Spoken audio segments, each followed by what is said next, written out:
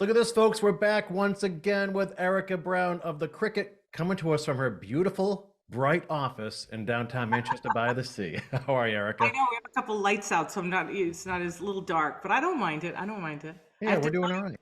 before we start, I have to tell you that I've gotten a couple of calls about the big ass piece of land over in. Oh, see, I told you that's headline stuff right there. I was like, ooh. Yeah, it was good. Yeah, you never know what we're gonna discuss here, week after week on Cape Ann today. But Erika, there is a lot of It's stuff going on, right? I mean, we have a lot yes. happening now within both towns, Essex and Manchester. So right off the top, Essex Town Meeting. Yeah, the Essex Town Meeting is a big one. The annual town meeting is next Monday. It's we mentioned this a little bit last week because we were talking about the previous town meeting, the special town meeting in Essex, which had happened like 2 weeks ago. So this is May 1st, Monday, May 1st at the Essex Elementary School in the gymnasium. And it's going to be a 42 article warrant. So it is a whopper. We talked a little bit last week about the fact that there's going to be two overrides that they're going to ask voters to approve at town meeting. And it's about 290,000 for the Manchester Essex Regional School District. And then the other one is also school related because it's the North Shore Technical High School, the Agricultural and Technical High School, the old Essex Aggie. Mhm. And that's about 55,000, if I remember correctly. So between the two of them, it's about 340,000. If those get passed, however, they're going to have to go to the election the next week on May the 8th to pass also at the ballot. So it's like a two-parter. You have to vote it through at town meeting, and then it's got to get basically ratified for. I'm sure that's not the technical process, but essentially it's got to be formalized through the election. So that's definitely happening. But there's a ton of other articles. And they're kind of all, many of them are kind of procedural. Like we talked a little bit about the fact that the planning board is going to come out now with its first bylaw related articles that they're going to ask voters to approve.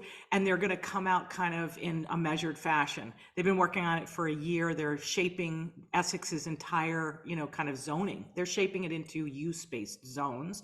It's going to take years. The first one is all procedural. They're all like basically, let's reorganize the bylaw. They're not going to change anything substantive. They're just reorganizing the bylaw, which is a massive kind of set of rules for what you can do with your property, into things that make sense. So a better flow and kind of readability and manageability.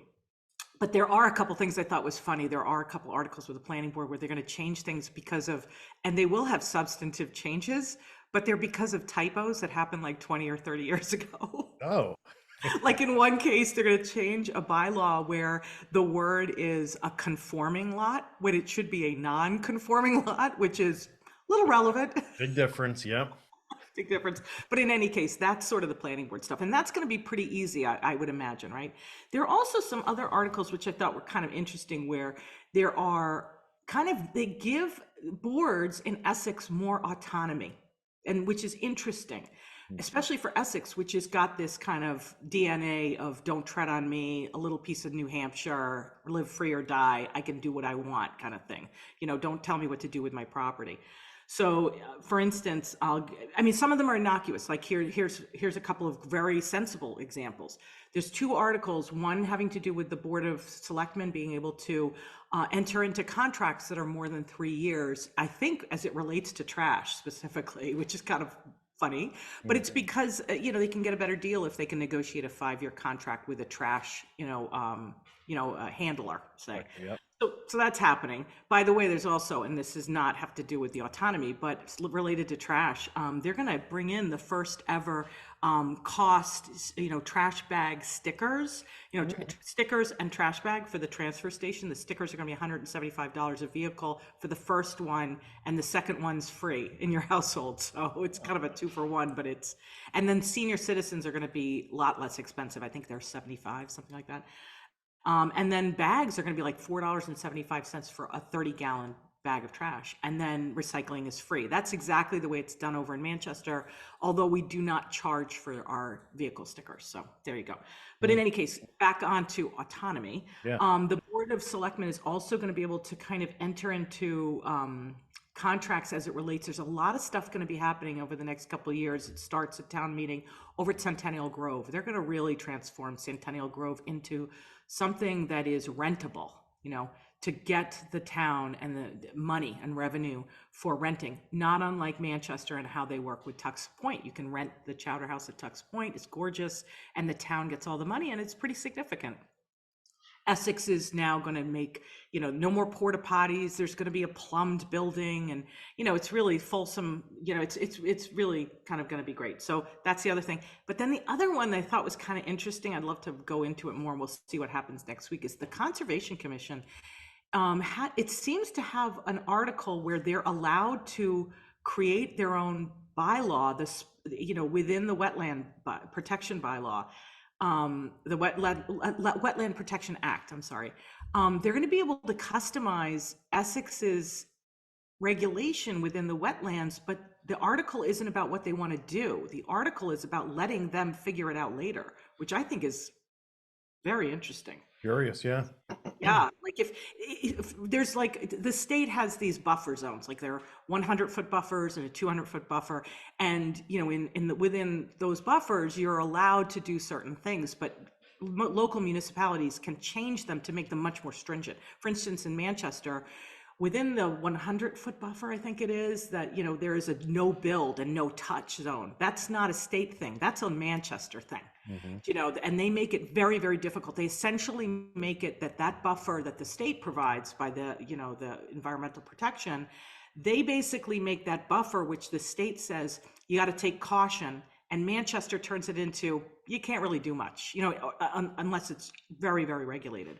And that has impact on the value of properties, frankly. So we'll see what Essex the Conservation Commission has in mind. I'm curious to hear them talk about that. That has nothing to do with the planning board, by the way. So even though it has to do with a bylaw, so could be confusing. Yeah. And finally, there are other things that are taking place that are kind of interesting. You got the Apple Street stuff we talked about last week. There's just going to be a lot of stuff. And by the way, last week when we were talking about the fact that Jody Davis, and I have to say that very carefully, Jody Davis, because there's also Jody Harris and Jody Davis. And Jody Harris she's on the Economic Development Committee, FinCom, like she used to be on the school committee. Like she's very active and interesting. So I was laughing because she was on my mind because she's doing Essex and Bloom, which is coming up. We'll talk about that maybe next week, because that's a very interesting thing that's coming up. And I was thinking about that, and Jody Davis is the former Board of Selectmen person who, is going to be moderating the town meeting next week.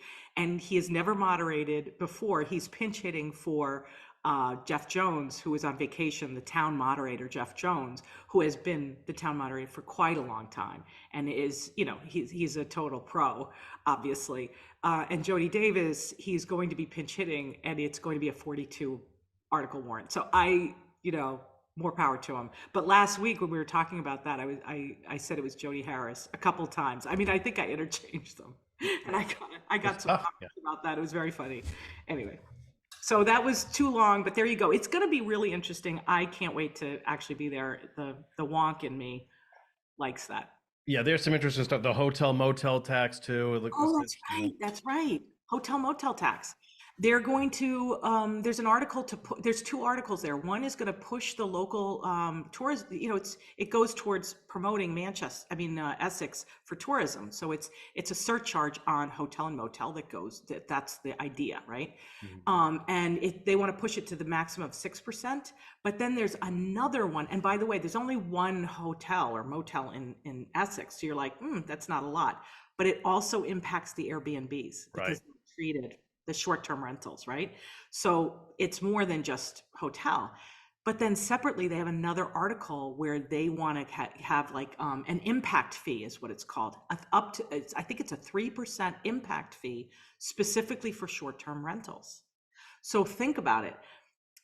Short Airbnb, in Essex is going to have potentially a 9% surcharge, which is significant. Mm-hmm. And by the way, those are local surcharges. I don't know, and I wonder if you do. Does the state have a tax on Airbnb? I don't know yet. That's let's interesting. follow up Yeah. on that, because here's what we're talking about. We're talking about 9%, a potential 9% plus in addition to if there is a state charge. So that could be kind of interesting too. Not that there's a big kind of local lobby for the, short-term rental folks that I see. Do you see that like in No, but Gloucester? you're starting to see more Airbnb conversations happening the last couple of years, especially in Rockport and Gloucester as well. And Yes. yeah, hard to get a handle on because yeah, and the definition of a short-term rental and a long-term rental too. So Yeah, exactly. And I know that those conversations are around nuisance oriented things with people in seasonal rentals. It goes way, way up, and their neighbors are like, listen, this isn't my quality of life, yada, yada, yada. mm. Yeah, So okay, good perhaps stuff. this Yep. is the response. Yeah, let's definitely follow up on that. That's going to be pretty interesting. Erica, you do want to point out too that there are upcoming elections, and the Cricket is introducing a Meet the Candidates section for the Yes. paper for Yeah, the contestable races. exactly.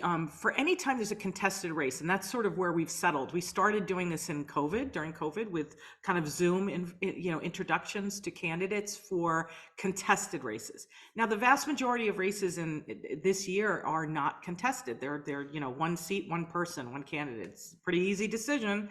But when it's a race, then we introduce people to everyone. And this coming week, we're going to have a special edition of the paper, mostly because we have, it's not really very hard hitting. It's because we have a garden and home supplement that's coming out that's going to be fantastic.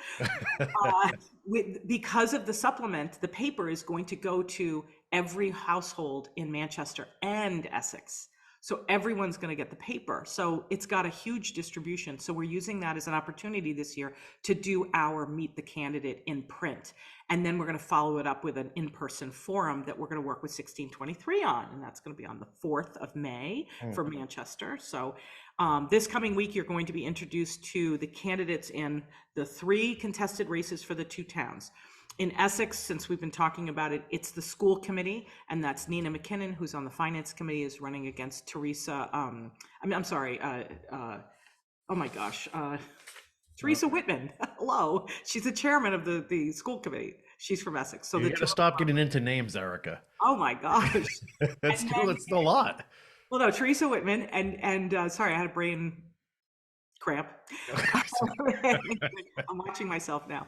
But anyway, and then in Essex, it's the planning board, which is really where the action is, I think, really. But we'll see what it is. And that's where 4 candidates are going for 2 slots. So we have 2 incumbents. That's Chris Only and Sue Philbrick, who was appointed to the position, to the seat within the last 6 months. So she's relatively new, actually, even though she's an incumbent. And then there's also Marty Flood and then Donna First, who are running together, actually. You see their signs out now, on their yard signs are one sign, First and Flood. A little alliteration there. So the introduction is going to have all the candidates. They're going to write about 500 words apiece. So it's from them introducing themselves to voters and saying, who are we and what are we running for? In the select board, there's 3 candidates in Manchester running for 2 slots. John Round and Ann Harrison are the incumbents, and Karen Bennett is the challenger. All So there right. you go. Good stuff. And obviously, we'll do a deeper dive into the upcoming elections for next week's show. So, okay, thanks for all that, Erica. That's a lot of stuff. We'll catch up with you this time next week. Thanks, Kory. I'll see you next week.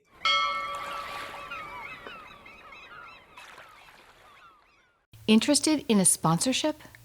Email sponsor@1623studios.org to learn more.